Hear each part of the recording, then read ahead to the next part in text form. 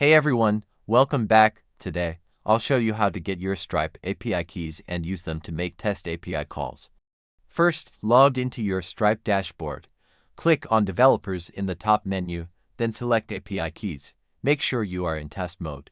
Here, you will find your two keys. Copy your secret key. Now, let's test it. Open Postman. Create a new GET request. Use this URL, api.stripe.com/v/1/balance. Click on the Authorization tab, choose Bearer Token and paste your secret key there. Click Send. You should see your test mode balance details, which confirms your key works. You can also use the Stripe command line interface. After installing it, you run Stripe get balance and it uses your saved key. Once you know your keys work, you can connect other applications. And that's it. You've successfully made your first Stripe API call. If this helped, please like and subscribe for more developer tips. Happy building!